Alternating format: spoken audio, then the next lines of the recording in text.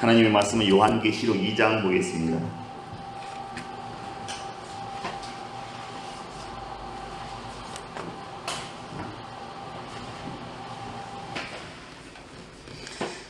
요한계시록 2장 12절에서 17절 말씀입니다. 신약성경 400쪽입니다.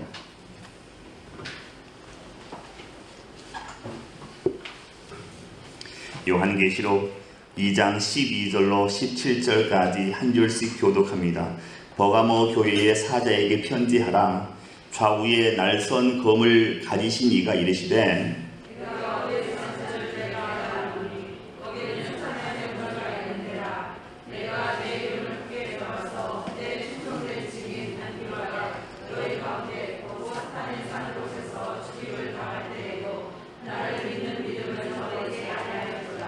그러나 내게 두어 가지 책망할 것이 있나니 거기 내게 발람의 교훈을 지키는 자들이 있도다. 발람이 발락을 가르쳐 이스라엘 자손 앞에 걸림돌을 놓아 우상의 재물을 먹게 하였고 또 행음하게 하였느니라. 그러므로 회개하라. 그리하지 아니하면 내가 내게 속히 가서 내 입의 검으로 그들과 싸우리라.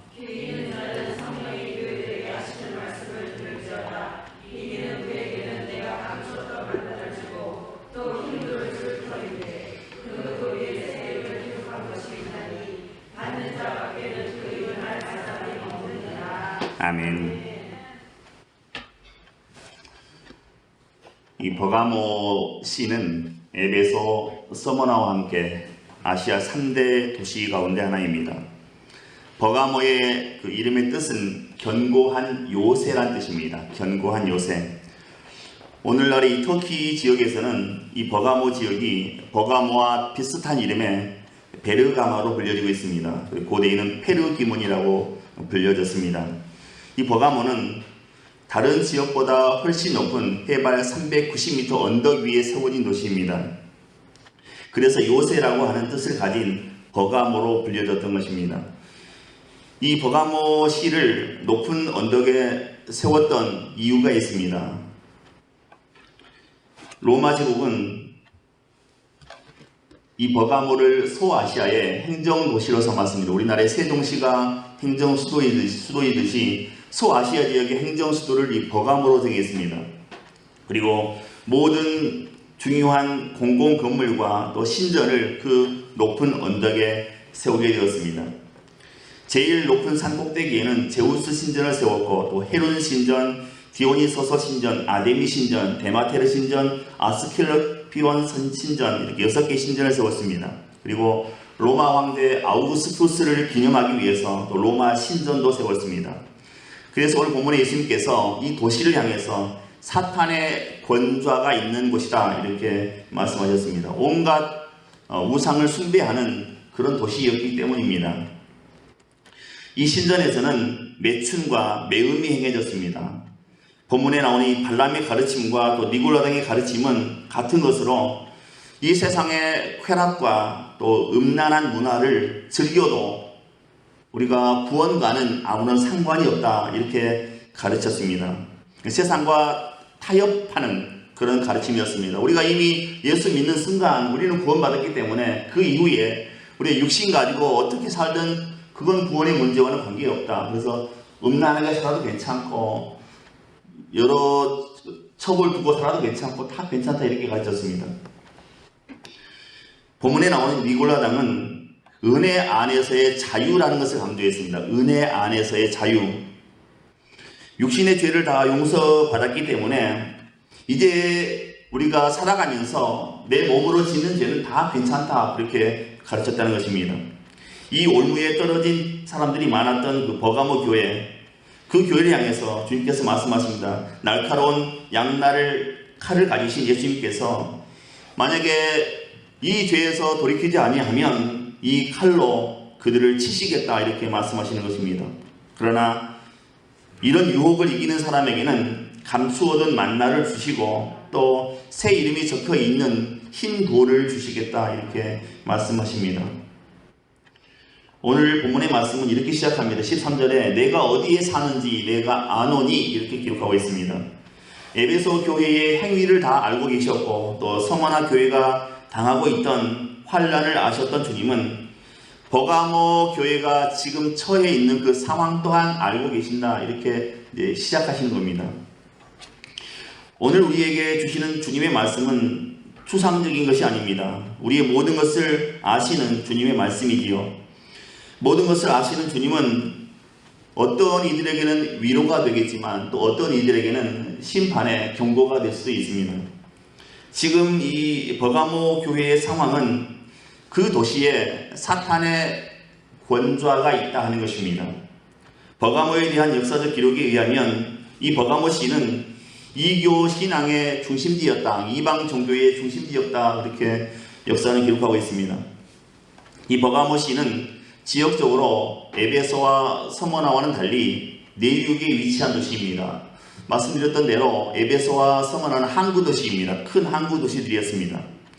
13절 하반절 말씀입니다. 내가 내 이름을 굳게 잡아서 내 충성된 증인 안디바가 너희 가운데 곧 사탄이 사는 곳에서 죽임을 당하였을 때에도 나를 믿는 믿음을 저버리지 아니하였도다 이렇게 기록하고 있습니다. 이 버가모 교회는 어려운 환경 속에서 세속에 동화되거나 흔들리지 않았습니다. 어렵고 힘든 환경 속에 있었으나 믿음을 버리지 않고 굳게 지켰습니다. 많은 신앙적인 도전과 또 위협이 있었지만 그들의 믿음은 흔들림이 없었고 오히려 안디바라고 하는 사람은 순교를 당하면서까지 믿음을 지켜냈다고 주님께서 말씀하십니다. 칭찬하십니다. 주님께서 이 안디바를 가리켜서 충성된 증인이다 이렇게 말씀하십니다. 대부분의 교인들이 세속화의 물결에 휩쓸려 가고 있었지만 이 교회 안에는 충성된 증인 안디바 같은 성도가 있었다는 것입니다. 버가모는 어두운 도시이고 죄악의 도시이고 우상의 도시이고 사탄의 도시였습니다. 그러나 이 안에 이렇게 믿음의 절개, 믿음의 정절을 지키는 신앙인도 있었다는 것이죠. 안디바는 이 도시 가운데서 이 도시의 악과 맞서 싸우며 살고 있었던 믿음의 사람이었습니다. 안디바는 황제 숭배를 강요받으며 또 신앙을 부인하라는 압박을 받았으나 죽음을 두려워하지 않고 믿음을 지키며 그곳에서 순교하였다 하는 것입니다. 오늘날 주님을 거스르는 이 세상의 세속 도시에서 우리는 어떻게 살아가야겠습니까? 지금 우리가 살고 있는 이 세속 도시도 다 마찬가지입니다. 그때나 지금이나 똑같습니다. 너희는 이 세대를 본받지 말라. 로마서 12장 2절에 말씀합니다. 이 주님의 말씀대로 우리가 신앙의 절개, 신앙의 정조를 지키기 위해서 이 세상과 대결했던 안디바 같은 사람, 그런 사람이 우리도 되어야 한다는 것입니다. 다 넘어져도 다 휩쓸려가도 나만큼은, 우리만큼은 신앙의 지조를 지키는 사람들이 되어야 한다는 것입니다. 버가모 교회의 그리스도인들은 세상 사람들의 눈치를 본 것이 아니라 하나님의 눈치를 보았습니다. 하나님의 시선을 의식했던 사람들이었습니다. 그리고 몸은 편할지라도 마음과 영혼을 병들게 하는 거짓 평화를 거부했습니다. 그로 말미암는 불평과 고통은 이루 말할 수가 없었습니다. 심지어 교회 지도자급이었던 안디바가 죽임을 당했습니다. 세상은 공포 분위기를 만들어가면서 우리에게 예수를 버릴 것을, 예수 신앙을 포기할 것을 강요합니다.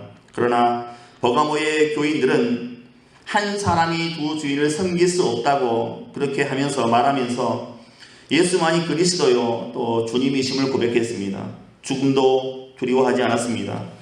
이런 버가모 교회였기 때문에 주님께서 칭찬하셨던 것이지요. 오늘 주님께서 버가모 교회를 칭찬하신 내용은 두 가지입니다. 첫째는 13절에 보시면 내 이름을 굳게 붙잡았다 하는 것입니다. 예수밖에는 다른 아무에게도 구원은 없습니다. 사람들에게 주신 이름 가운데 우리가 의지하여 구원을 얻어야 할 이름은 하늘 아래 다른 이름은 없습니다. 이렇게 베드로가 외쳤습니다. 버가모 교인들은 이런 베드로의 증언처럼 그렇게 믿고 또 그렇게 선포하며 살았다는 것입니다. 도서관에 있는 책의 정보에 파묻혀 있거나 또 인간이 만들어 놓은 온갖 형태의 우상에게 현혹되어서 붙잡혀 있지 않았다는 것입니다. 오직 하나님의 말씀만이 그들의 생각과 또 그들의 마음을 사로잡고 있었습니다. 그 힘으로 세상의 비웃음과 또 세상의 유혹을 이겨낼 수가 있었습니다. 두 번째 칭찬은 역시 13절에 보시면 나를 믿는 믿음을 저버리지 않았다 이렇게 기록하고 있습니다. 우리에게 있어서 믿음이라고 하는 것은 우리의 삶을 사로잡고 또 우리의 삶에 적용되고 우리의 삶을 움직이는 힘입니다. 이것이 믿음입니다. 우리의 삶에 적용되지 않고 우리의 삶을 움직이지 않는다면 그 믿음이 아닙니다. 단지 하나의 이론일 뿐이지요. 지성과 감성과 의지가 조화를 이루며 삶으로 표현될 때만이 살아있는 믿음이 되는 것입니다. 머리에서 마음으로 또 마음에서 손과 발로 움직이는 믿음, 그런 믿음이 참된 믿음이고 신앙입니다. 버가모 교회는 그런 믿음을 버리지 않고 지켰기 때문에 죽음도 두려워하지 않을 수 있었습니다. 그리고 주님께 칭찬 듣는 교회가 되었습니다. 오늘 세상에 있는 모든 교회 또한 버가모 교회를 본받아야 하겠습니다. 버가모 교회가 있던 곳에 우상을 섬기는 신전과 또 사탄의 왕좌도 함께 자리 잡고 있었듯이 교회는 세상과 단절된 외딴 곳에 있지 않습니다. 예수 그리스도의 교회는 죄 많은 세상 가운데 죄의 한복판에 서 있는 게 바로 그리스도의 교회입니다. 그리스도인은 인적 없는 곳에 들어가서 혼자서 돛 닦는 사람들이 아닙니다. 버가모 교회의 교인들이 황제에게 절하고 우상을 숭배하던 그런 나쁜 환경에 처해 있었듯이 오늘 기독교인은 온갖 우상이 득실거리는 그런 도시 가운데서 우리가 살아가고 있습니다. 그러므로 교회와 그리스도인은 세상 속에 살면서 자신의 삶을 통해서 그 가치와 또 진가를 드러내야 하는 것이지요. 그리스도인은 소금과 빛이 아닙니다. 그냥 소금과 빛이 아닙니다. 세상의 소금이고 또 세상의 빛이라고 예수님 말씀하셨습니다. 이 그리스도인의 존재 가치는 죽은 뒤에 천국에 가서 나타나는 게 아닙니다. 세상에 살면서 발휘되는 것입니다. 그것이 우리 기독교인의 존재 가치입니다. 이렇게 버가모 교회의 교인들은 처음에는 교회의 적 또 그리스도의 원수와 맞서 싸웠습니다. 왜냐하면 세상이 교회를 직접 공격해 왔기 때문입니다. 하지만 시간이 지나면서 버가모 교회는 세상과 싸우지 않게 되었습니다. 그리스도의 원수들과 싸우지 않게 되었습니다. 왜냐하면 세상이 교회 속으로 들어와서 교회가 그 세상을 닮아버렸기 때문입니다. 어느 순간에 세상이 교회 안에 들어와서 세상의 풍습을 전하고 교회는 그걸 받아들이고 이렇게 하다 보니까 교회가 세상을 닮아버리고 말았습니다. 지극히 적은 누룩이 온 반죽을 부풀게 하듯이 세상이 교회 안으로 밀려 들어오더니 교회와 세상이 구분이 안 가게 되었다는 것입니다. 그리스도인들이 세상과 다르게 살아가기를 포기해 버린 것이나 마찬가지입니다.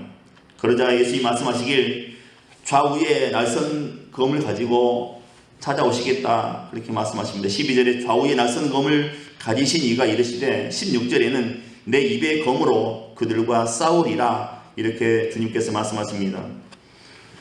요즘 교회가 힘을 잃어가고 있는 이유, 기독교인이 이 세상에서 타락하는 이유가 있다면 진리에 관한 문제에 있어서 세상의 귀를 기울인다는 것입니다. 진리에 관한 문제에 있어서 진리는 타협하는 게 아니거든요. 진리에 관한 문제에 있어서 우리가 세상의 의견을 청취한다는 것입니다. 이게 맞을까? 세상에게 묻는다는 것입니다. 진리는 타협하는 게 아닙니다. 우리가 복음을 전하기 위해서 세상을 이해하는 것은 좋습니다. 우리가 복음을 전하기 위해서 사람을 이해하는 건 좋습니다. 사도 바울도 그렇게 했습니다. 약한 자에게는 약한 척하고 또 이방인에게는 이방인 같이 되고 이렇게 했다고 그랬습니다. 이 땅 위에서 편하게 살기 위해서 세상과 타협하는 것은 있어서는 안 되는 것입니다. 우리가 가장 고민해야 하는 것 중에 하나가 바로 이것입니다. 모든 교회가 다 이 길로 간다고 할 때 우리는 그렇게 하면 안 됩니다. 하나님 앞에 물어야 됩니다. 이 길이 맞습니까? 라고 물어봐야 됩니다. 모든 사람이 이렇게 생각해도 우리는 하나님 앞에 물어야 됩니다. 하나님 이게 맞습니까? 이 생각이 맞습니까? 그렇게 물어야 합니다. 그래야 우리가 세상과 같아지지 않고 세상을 우리가 닮아가지 않게 되는 것입니다. 거듭 말씀드리지만 진리는 변하지 않습니다. 타협할 수 있는 게 아닙니다. 다른 어떤 그 이론을 첨가하는 게 아닙니다. 잠깐 쉬어가겠습니다.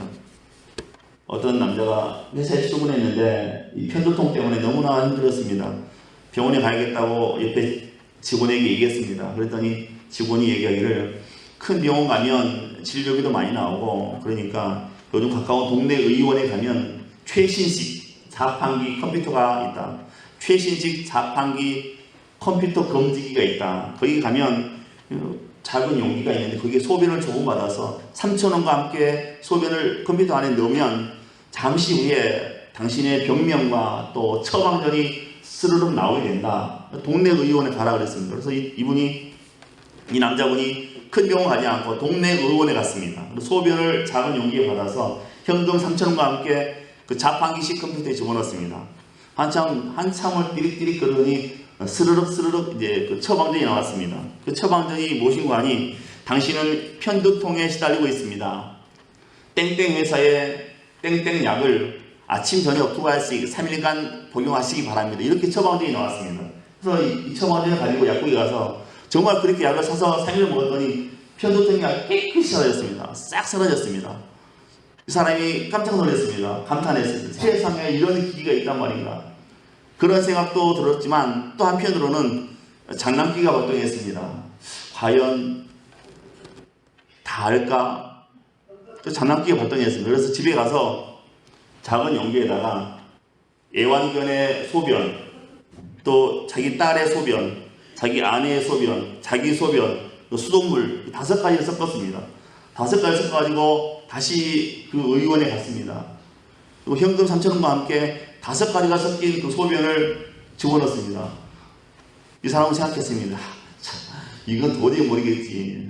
우리 딸 것도 강아지 것도 다 넣는데 어떻게 하겠어. 그게 있었습니다. 한참을 기다려도 이 기계가 계속 헷갈리더니 띠릭띠릭 계속 돌아가는 겁니다. 한참을 돌아가더니 마침내 한참 후에 처방전이 스르륵 하고 나왔습니다. 거기에 처방전이 어떻게 되어 있는 거 아니? 당신의 애완견은 촌충이 있습니다. 촌충약을 먹이시기 바랍니다. 당신의 딸은 알코올 중독입니다. 재활센터로 보내시기 바랍니다. 당신의 아내는 임신 중입니다. 그러나 안타깝게도 당신의 아이가 아닙니다. 당신의 집 수돗물은 염소가 너무 많이 들어있습니다. 드시지 마시고 생수나 또 정수기 물을 드시기 바랍니다. 그리고 더 안타까운 것은 당신의 소변과 또 딸의 소변의 유전자가 일치하지 않습니다. 변호사와 상의하시기 바랍니다. 이런 막 처방전이 나와 있으면 이 사람이 얼마나 황당했겠습니까? 근데 여기서 끝난 게 아닙니다. 마지막으로 충고합니다. 잔머리를 계속 부리시면 편두통이 심해질 것이고 결코 낫지 않을 것입니다. 끝으로 충고합니다. 세상 곧따위로 살지 마시기 바랍니다. 이렇게 처방전 마지막에 딱 되시더랍니다. 요즘 그런 기계가 있으면 얼마나 좋겠습니까? 그죠? 온갖 소변을 다 섞어놔도 이건 애완견 거, 이건 부인 거, 딸내미 거 다 소변을 분석해서 이런 증상을 내면 얼마나 좋겠습니까?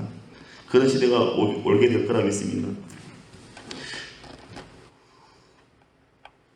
갑자기 생각나는데 30초짜리 하나 타고 갈까요? 제가 엊그제 고속도로를 타고 갔거든요. 고속도로를 타면 톨게이트라는 게 있습니다. 요금소가 있습니다. 어떤 남자가 톨게이트 앞에 딱 섰습니다. 계산하시는 여직원이 미남이시네요. 그렇게 했습니다. 미남이시네요. 그러니까 이 남자가 기가 살아가지고 창문을 쓱 내더니 창을 탁 거치더니 그쪽도 미인인데요. 그랬습니다. 그쪽도 미인인데요. 그러니까 이 여직원이 정말 황당해가지고 미남이시라고요. 미남이시라고요. 그러니까 이 남자 저희가 미남이시네요. 그런 줄 알고 저희가 탁 턱을 거치고 그쪽도 미인인데요. 그러는데 그 여직원이 그렇답니다. 미남이시라고요. 미남. 그렇답니다. 오늘 보면 14절과 15절에 보시면 그러나 내게 2가지 책망할 것이 있나니 거기 내게 발람의 교훈을 지키는 자들이 있도다. 발람이 발락을 가르쳐 이스라엘 자손 앞에 걸림돌을 놓아 우상의 제물을 먹게 하였고 또 행음하게 하였느니라. 이와 같이 내게도 니골라 당의 교훈을 지키는 자들이 있도다. 이렇게 기록하고 있습니다. 버가모 교회가 책망받을 일이 2가지가 있다는 것입니다. 발람의 교훈을 지키는 사람들, 또 니골라당의 교훈을 지키는 사람들이 있다는 것입니다. 쉽게 이야기하면 올바른 신앙의 진리를 따르지 않고 이단에 빠진 사람들이 있었다는 얘기입니다. 신앙의 진리를 따르지 않고 그 안에 미신적인 신앙을 가진 사람들이 이 버가모 교회 안에 있었다, 그렇게 생각하시는 겁니다. 여러분, 그 신앙과 미신의 차이를 여러분 어떻게 구분하십니까? 무당은 미신이고 예수 믿으면 다 신앙입니까? 그렇게 구분하십니까, 여러분? 신앙과 미신의 차이를 아주 잘 구별해 놓은 책이 있습니다. 이재철 목사님이 쓴 청년아 울더라도 뿌려야 한다, 그런 책이 있습니다. 청년아 울더라도 뿌려야 한다, 그런 책이 있는데 그 책에 보면 이런 내용이 있습니다. 그 한 부분을 읽어드리겠습니다. 무당을 찾아간 사람이 두 손을 비비며 기도하는 모습을 보라. 그리스도인들이 하나님께 기도하는 모습보다 훨씬 더 경건하다. 굿을 잘하기 위해 용한 무당에게 바치는 금액을 알아보라. 그리스도인들이 하나님께 바치는 헌금보다 훨씬 더 많다. 사람들이 용한 무당에게 받은 부적을 얼마나 소중하게 간직하는지 관찰해보라. 그리스도인들이 하나님의 말씀인 성경을 소중히 여기는 것보다 훨씬 더 귀하게 다룬다. 하지만 그들을 가리켜 어느 누구도 신앙인이라고 부르지 않는다. 미신을 쫓는 자라고 말한다. 그렇다면 미신과 신앙의 차이는 무엇인가? 미신은 인간이 돈이나 능력 혹은 재주로 신의 마음을 달래서 자신의 목적을 성취하려는 것이다. 이런 경우에 자신은 결코 변하지 않는다. 즉 자신은 그대로 있으면서 재주껏 신의 마음을 돌이키려는 것이 바로 미신의 특징이다. 이에 반해 신앙은 하나님을 변화시키려는 것이 아니라 절대적인 그분의 말씀 앞에서 자신이 항상 변화되는 것을 의미한다. 따라서 하나님을 믿느냐 믿지 않느냐도 중요하지만 어떤 믿음을 갖고 있느냐가 더 중요하다. 자기 변화를 수반하지 않는 믿음이란 미신에 지나지 않는다. 우리는 자신이 변화해가는 참된 신앙의 소유자이기보다 하나님을 달래고 얼러서 자신의 목적만 성취하려는 미신적인 신앙을 갖고 있지 않은지 날마다 하나님 앞에 우리 자신을 성찰해 보아야 한다. 이렇게 책이 기록하고 있습니다. 신앙은 내가 하나님 앞에서 내가 변화되는 겁니다. 이게 신앙입니다. 내가 변화되지 않으면 그건 신앙이 아니에요. 내가 하나님을 변화시키려고 하면 그건 신앙 아닙니다. 미신은 돈을 준다든지 다른 방법을 써서 나는 가만히 있고 신을 바꾸는 겁니다. 신의 마음을 바꿔서 내게 복을 주게 만드는 게 미신이라는 것입니다. 그런데 이 버가모 교회에 발람의 교훈을 따르는 사람들, 이런 사람들, 또 니골라당의 교훈을 따르는 사람들, 이런 사람들이 바로 그런 모습이다라고 하는 것입니다. 미신을 쫓는 사람들, 그런 사람들입니다. 자신은 결코 변하지 않으면서 신의 마음으로 움직여서 복을 받으려고 하는 사람들입니다. 본문 17절 말씀을 보면 끝까지 믿음을 지키고 이기는 사람들에게 두 가지 복을 주신다고 말씀합니다. 첫째는 감추었던 만나를 주신다고 기록하고 있습니다. 우리는 육신의 배를 채워주는 양식, 그것만으로 사는 사람들이 아닙니다. 하나님의 입에서 나오는 말씀을 먹고 사는 사람들입니다. 그리스도인들은 탐욕을 먹는 사람들이 아니라 진리를 먹고 살아가는 사람들입니다. 이것이 바로 비밀스런 만나입니다. 감추었던 만나는 참된 영의 양식으로 생명의 양식이신 예수를 통해서 우리에게 주어지는 것입니다. 감추어졌다는 것은 그 신령한 비밀이 감추어져 있다는 것입니다. 성경은 모든 사람에게 계시된 책이요 모든 사람이 볼 수 있는 책입니다. 그러나 중요한 것은 모든 사람들이 깨닫는 책은 아닙니다. 누구나가 성경을 소유할 수 있고 누구나가 성경을 옆에 끼고 다닐 수 있습니다. 하지만 그 말씀을 깨닫는 것은 모든 사람들이 할 수 있는 게 아닙니다. 왜냐하면 이 비밀이 감추어져 있기 때문입니다. 그러면 누가 이 비밀을 깨닫게 되는가? 바로 신앙의 순결을 지키는 사람들입니다. 박해를 이겨내는, 핍박을 이겨내는 사람들입니다. 그리고 신앙의 선이 분명한 사람들입니다. 그 선을 넘지 않는 사람들입니다. 이러한 사람은 꿀송이보다 더 달고 금보다 더 귀한 만나인 하나님의 말씀을 얻을 수 있는 것입니다. 두 번째는 이기는 사람에게는 새 이름을 기록한 흰 돌을 주신다 이렇게 말씀합니다. 고대 세계에서 이 흰 돌은 허락하다, 또 찬성하다, 받아들인다는 의미로 사용되었습니다. 반대로 이 검은 돌은 거절하다, 반대하다, 쫓겨나다 하는 의미였습니다. 말하자면 흰 돌은 하나님 나라의 입장권이나 차표 같은 것이라 할 수 있겠습니다. 회개하고 하나님의 말씀에 따라 진리의 길을 걸어가는 사람들은 야곱이 약복 나루터에서 하나님과 씨름하고 받았던 새 이름 이스라엘을 얻었듯이 하나님이 친히 지어주신 새 이름이 새겨진 흰 돌을 우리도 받게 된다는 것입니다. 영원한 나라에서 그 새 이름이 기록된 흰 돌을 우리가 가지고 들어가게 된다는 것입니다. 그리고 이 흰 돌은 그 당시에 재판 제도와도 연관이 되어 있습니다. 그 당시에도 재판할 때에 배심원 제도라고 하는 게 있습니다. 오늘날도 배심원 제도 있죠. 국민 참여 재판 배심원 제도가 있는데 고대 세계에도 재판할 때에 배심원 제도가 있었습니다. 배심원들이 피고와 또 증인의 진술을 듣고 유죄이냐 또 무죄이냐를 판단해서 자기 의사를 표현했습니다. 이때 피고가 유죄라고 생각하는 사람들은 검은 돌을 내놓았고 피고가 무죄라고 생각하는 사람들은 흰 돌을 내놓았다고 합니다. 주님은 최후 심판에서 우리에게 흰 돌을 주실 것입니다. 너는 무죄이다 라고 우리에게 말씀하실 것입니다. 우리는 믿음으로 세상을 이기는 사람들이 되어서 주님으로부터 흰 돌을 받아서 너의 죄 사함을 받았다. 너는 사죄함을 받은 존재이다. 너는 깨끗한 존재이다. 라는 주님의 선언을 받는 사람들이 되어야 한다는 것입니다.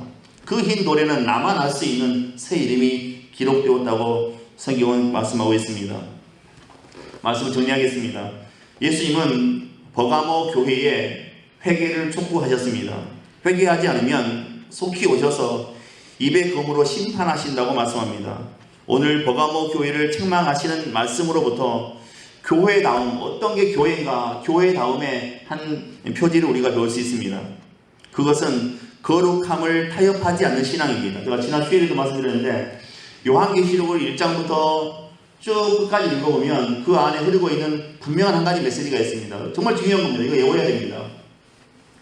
타협하지 말라 하는 것입니다. 요한계시록 전체에 흐르는 중요한 메시지는 타협하지 말고 내 신앙을 증명해 보여라 하는 것입니다. 이것이 요한계시록 1장에서 끝장까지 그 안에 흐르고 있는 내용입니다. 이 마지막 시대에 세상과 타협하지 말고 너의 신앙을 증명해 보여라. 이것이 요한계시록이 우리에게 주는 분명한 메시지입니다. 오늘 버가모 교회로 주신 메시지가 바로 이것입니다. 오늘 우리에게도 거대하게 밀려오는 이 세속화의 물결에 우리는 맞서야 합니다. 신앙의 양심을 지켜야 합니다. 그럴 때 우리는 예수님으로부터 칭찬을 받게 될 것입니다. 버가모 교회가 맞닥뜨렸던 것처럼 오늘 우리에게도 영적 어둠이 몰려오고 있습니다.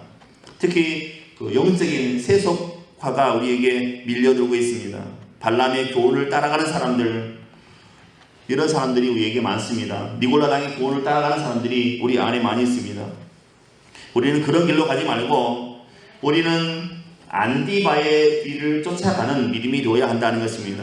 우리 모두가 이 시대에 안디바 같은 충성된 증인이라고 주님께서 인정하시는 그런 믿음의 사람들 다 되시기를 주님의 이름으로 축원드립니다. 기도합니다. 은혜로우신 하나님, 이 시간 우리에게 믿음을 더해 주옵소서. 우리 일생을 살아가면서 이 약한 세상의 물결에 휩쓸리지 않게 하시고 안디바처럼 우리의 믿음을 끝까지 지킬 수 있도록 세상과 타협하지 않는 우리의 굳센 믿음이 될 수 있도록 끝까지 도우시고 축복하옵소서. 믿고 감사하오며 예수 그리스도의 이름으로 기도하옵나이다. 아멘.